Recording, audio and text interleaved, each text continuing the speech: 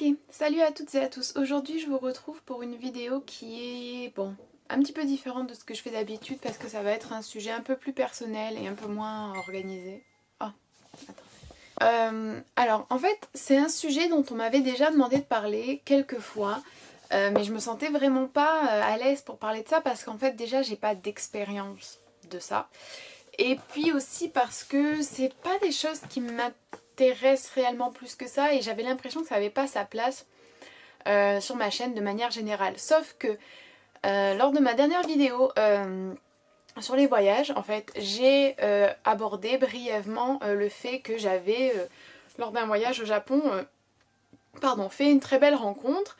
Et j'ai reçu un commentaire en fait d'une personne qui m'a dit, disant que en gros, cette personne avait une fois vécu quelque chose de très important pour elle, de très beau, de très tout ce que vous voulez de positif, et que lorsque ça s'était terminé, pardon, en fait elle avait été extrêmement déçue, extrêmement peinée, et que le fait que dans ma vidéo j'ai dit, le fait que dans ma vidéo je dise plutôt que moi cette rencontre là m'avait entre guillemets suffi et que ça avait été un moment d'une telle intensité, d'une telle beauté, et d'une telle je sais pas, d'un tel tellement je sais pas comment l'expliquer mais tellement bien, on va dire ça comme ça, que bah, ça m'avait suffi, que c'était largement suffisant, que c'était un bonheur inestimable et que en fait ça avait été un soulagement pour moi que d'avoir vécu quelque chose d'aussi beau, d'aussi fort, d'aussi pur et d'aussi exaltant, on va dire, dans ma vie. Et ça m'a fait repenser en fait à également une discussion très brève que j'ai eue, une discussion plutôt que j'ai entendue, on va dire, lorsque j'étais au travail dernièrement, où en fait on parlait de comment, que faire après une rupture, et en rigolant, hein, mes collègues disaient bon bah il faut picoler, ou alors le mieux c'est de sortir, de profiter, ou de rencontrer quelqu'un d'autre, parce qu'on oublie, la meilleure façon d'oublier quelqu'un c'est avec quelqu'un d'autre. Et donc ça m'a fait repenser à ces quelques messages que j'avais déjà reçus, surtout sous ma vidéo parler d'amour sans parler de sexe, sur... bon, je vais enlever mon téléphone comme ça.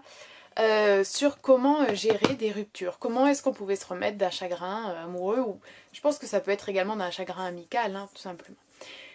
Et donc j'en avais jamais parlé parce que je savais pas trop quoi dire, puisque comme je vous l'ai dit ça ne m'est jamais arrivé, et que je suis aussi pas quelqu'un qui est effrayé ou inquiété vraiment par ça.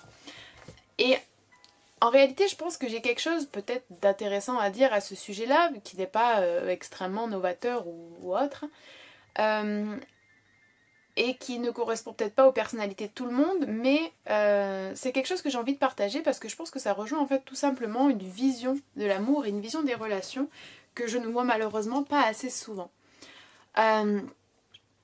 J'ai envie de commencer par dire que la vie ne vous doit rien, en fait, et que les autres ne vous doivent rien si ce n'est le respect. Et que l'amour, même si j'ai déjà dit également que comment définir l'amour, etc. Enfin bon bref, je vais pas m'empêtrer là-dedans dans cette vidéo, c'est pas le propos de cette vidéo. Déjà, je pense qu'on parle souvent d'amour quand c'est pas de l'amour, on utilise beaucoup les mots aimer, amour, amoureux, enfin tout ce que vous voulez dans des situations qui ne s'y prêtent pas, à mon sens, mais bon ça n'engage que moi. Ça me fait toujours penser à une maxime de La Rochefoucauld qui est très célèbre, hein, qui est en fait peu de gens aimeraient s'ils n'avaient pas déjà entendu parler d'amour ou quelque chose du genre. Désolée pour la paraphrase un petit peu bancale.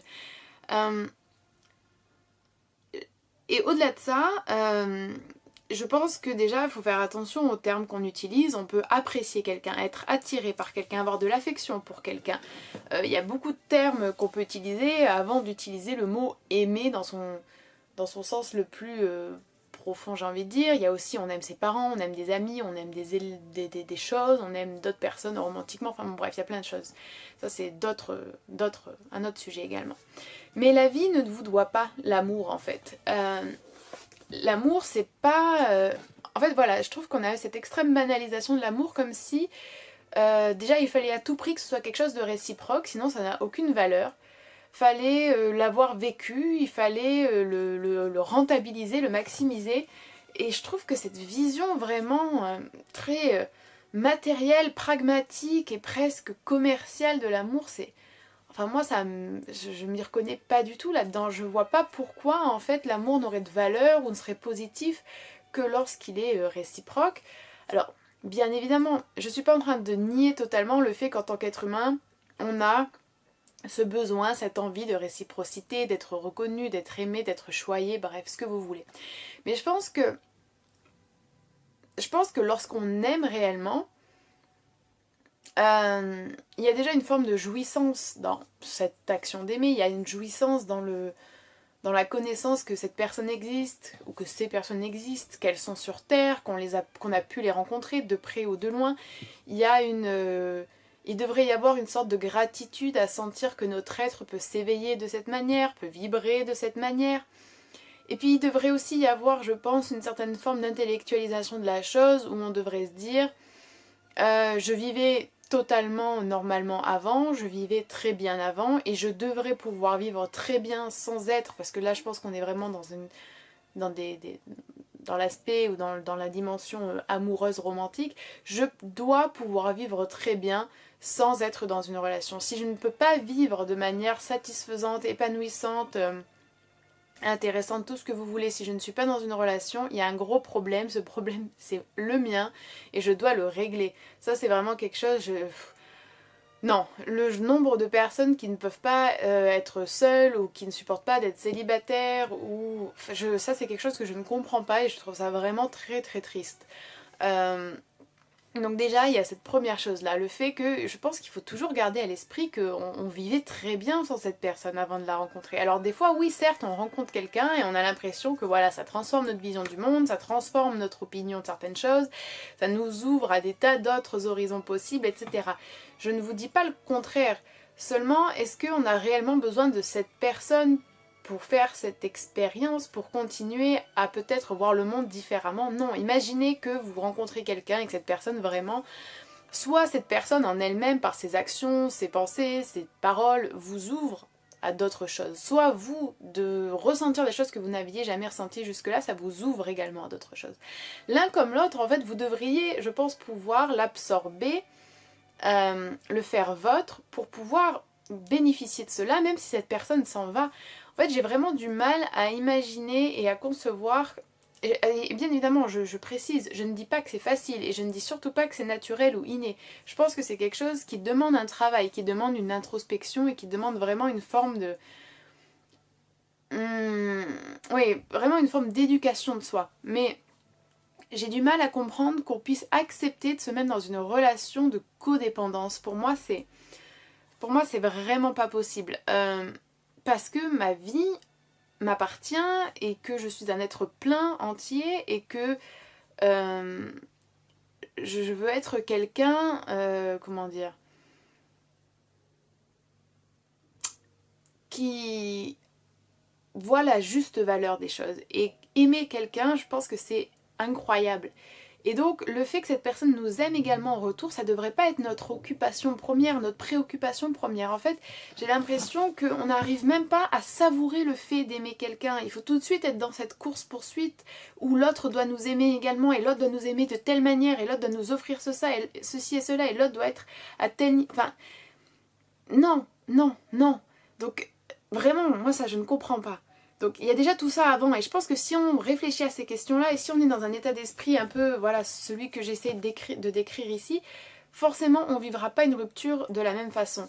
Bien évidemment, je dis pas que ça fait plaisir, et je dis pas que c'est pas douloureux, mais il faut aussi accepter que l'être humain pas l'être humain, tous les êtres vivants en fait, on va à un moment donné ou à un autre ressentir de la tristesse, de la souffrance, de la peine, du manque, de la solitude. Ce sont des parties intégrantes de notre vie et de notre existence. Et là encore, je trouve qu'il y a une certaine forme de... comment dire, d'irrespect vis-à-vis de la vie, en s'imaginant qu'on veut et qu'on pourrait passer à travers tout ça, ou qu'on essaierait d'y pallier d'une manière ou d'une autre. En fait, j'ai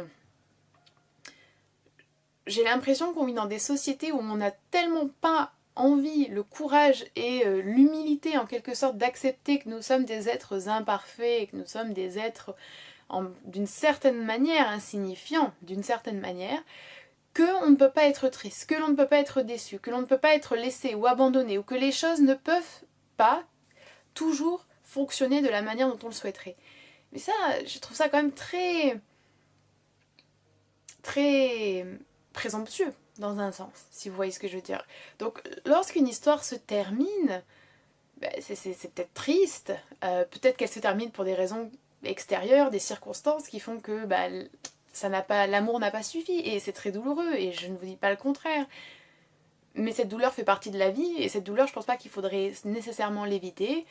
Il faut la recevoir, il faut lui laisser le temps d'être, il faut se dire qu'effectivement, là on est triste, effectivement, la personne nous manque, effectivement, on a des regrets, effectivement, on a des remords. Par contre, en arriver à penser ma vie n'a plus de sens, ma vie ne vaut plus rien, ça, non. Vraiment, je pense vraiment que si on en arrive à penser ça, c'est qu'on n'est pas dans un état où on devrait avoir des relations avec les autres. Ce n'est que mon avis.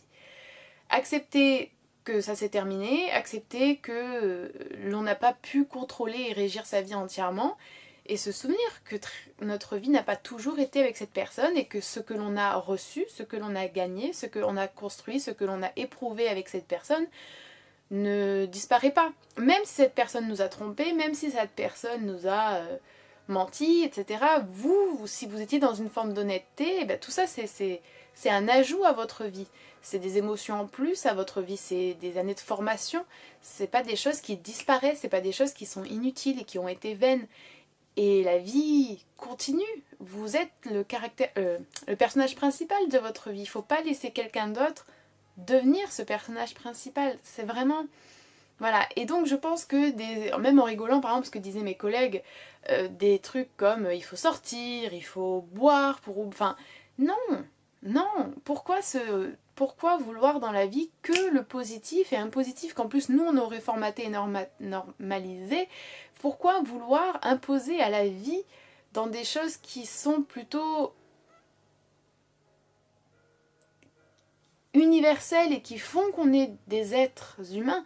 Pourquoi vouloir imposer nos idées, qui sont même pas vraiment nos idées, mais qui sont plutôt ce que notre culture, notre société, notre imaginaire et toutes les représentations qu'on a des relations, de l'amour, etc., du succès, du bonheur, nous disent, nous présentent comme telles. Je pense par exemple que cette question du temps, cette question de l'impermanence des choses, voilà, par exemple, en naissant dans une société où le bouddhisme serait prévalent, je dis pas que parce qu'on est bouddhiste on n'est pas triste lorsqu'on a une rupture, mais je dis juste que par exemple dans le bouddhisme, et je suis pas fanat du bouddhisme, hein, c'est pas ça, ne me faites pas dire ce que j'ai pas dit, mais je vous donne juste des exemples. Dans le bouddhisme, l'impermanence des choses, là, c'est quelque chose de très très important.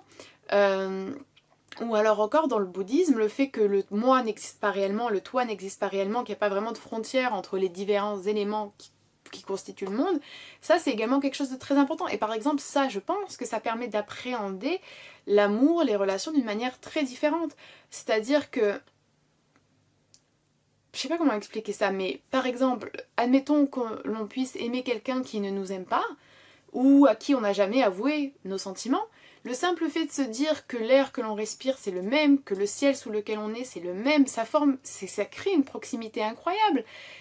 Et c'est quelque chose dont on peut se réjouir. Et pourtant ça c'est quelque chose, je pense que la plupart des gens ne prennent même pas en compte. Donc il y a vraiment, vous voyez, c'est pour ça que je vous dis que c'est culturel aussi, notre vision des relations, notre vision du bonheur, notre vision de ce que devrait être une relation romantique ou l'amour. Donc je pense qu'il faut déjà essayer de se redécouvrir, il faut essayer de se comprendre et de voir que l'on est plein, que l'on est suffisant, que l'on est entier, que l'on n'a pas forcément besoin de relations, pour après pouvoir se mettre dans des relations qui sont des bonus, qui sont des bonus pour l'un comme pour l'autre. D'ailleurs c'est ça qui est très très important aussi je pense. Et comprendre que cette chose peut finir à tout moment en fait, vivre dans non pas l'inquiétude de ça va se terminer quand, qu'est-ce qui va se passer, est-ce qu'on va me tromper, me mentir, m'abandonner, non, mais vivre dans la sérénité comment dire, oui tout simplement de l'impermanence, vivre en se disant aujourd'hui c'était génial, peut-être que demain ne sera pas, mais ce n'est pas grave, c'est les règles du jeu, c'est pareil pour tout le monde, c'est pas en soi forcément quelque chose de négatif, c'est peut-être même une forme de neutralité. Alors bien sûr tout ça c'est des idées, je vous dis pas par exemple que si d'un coup je suis dans une relation et que pour X raisons ça se termine, je vais me dire ah ok tant pis. Bien sûr que je vais être triste, que je vais pleurer, enfin bien sûr j'en sais rien, mais fortement probable que je serai triste, que je vais pleurer, que je vais avoir des regrets, que je vais me refaire le film des dizaines de fois, voire des centaines de fois de ce qui aurait pu être différent. Bon. Mais au fond de moi j'ai la certitude et la confiance et la stabilité en fait de savoir que ma vie ne se limite pas à ça, ma vie ne s'arrête pas à ça, que l'amour du monde ne va pas se retirer de ma vie parce que cette personne est partie. Et c'est quelque chose de très très important. Après je pense que très honnêtement pour moi, dans mon cas personnel, c'est aussi fortement lié au fait que je suis croyante. Et que lorsque l'on est croyant, il y a cette forme de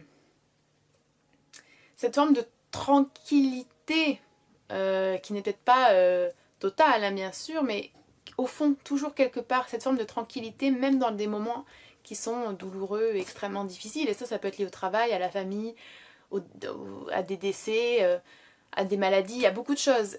Ça ne veut pas dire que l'on ne sent plus rien et que l'on est toujours dans cet état de calme parfait.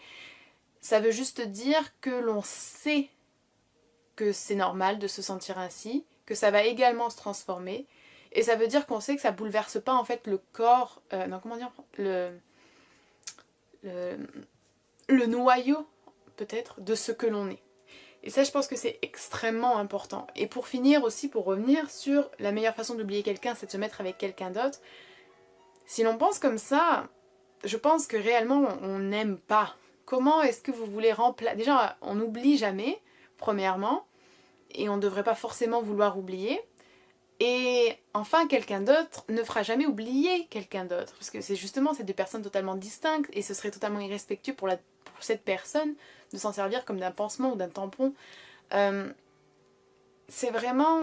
Je pense que quand on aime ou dans ces questions d'amour, etc., certes, il ne faut pas oublier que l'on doit aussi, comment dire, se respecter, qu'on ne doit pas être exploité, mais ne pas être exploité, ça ne veut pas forcément dire demander, recevoir, prendre. Ça veut dire être en accord avec ce que l'on ressent, ce que l'on fait. Et ça, c'est extrêmement important. Je pense qu'il faut cesser d'être avide, d'être cupide, d'être dans la demande, dans le besoin de satisfaction et... oui, je pense que l'amour, ça devrait pas être forcément un désir de recevoir, de possession, etc. C'est déjà premièrement l'amour quelque chose qui presque devrait être en quelque sorte intransitif, dans le sens où j'aime quelqu'un, j'aime quelque chose, ok, mais tout simplement j'aime, ça pourrait être déjà un accomplissement. On pourrait déjà s'arrêter là, pendant quelques instants, pour savourer cette idée. Et après, peut-être qu'on pourrait réfléchir à j'aime cette personne. Et après, peut-être qu'on pourrait réfléchir à cette personne même, ou comment aimer cette personne. Enfin, mais chaque chose en son temps, et du respect pour les étapes, et du respect pour les événements, les éléments et les émotions qui façonnent nos vies, je pense. Voilà, je vais m'arrêter là parce que c'est super long, c'est un peu brouillon, mais ça me tenait un peu à cœur quand même d'en parler parce que c'est effectivement personnel. Effectivement, ça ressemble pas du tout aux autres sujets de ma chaîne, mais c'est... Je pense que j'ai aussi un petit peu envie que vous me connaissiez un petit peu plus, que je sois pas juste la personne qui fait des vidéos assez engagées et virulentes sur des sujets tels que le féminisme et le véganisme. Je suis quelqu'un de complexe comme tout le monde et il n'y a pas que ça dans ma vie et je suis pas... Enfin ma personnalité c'est pas que cette image là.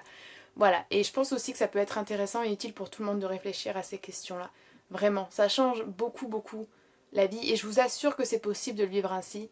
Je vous assure que c'est possible pendant plusieurs années d'aimer quelqu'un d'un amour incroyable, de ne jamais avoir même envie ou de ne jamais même penser à cette réciprocité tant on est absorbé dans l'amour de cette personne, dans l'envie de devenir une meilleure personne pour être digne de cet amour.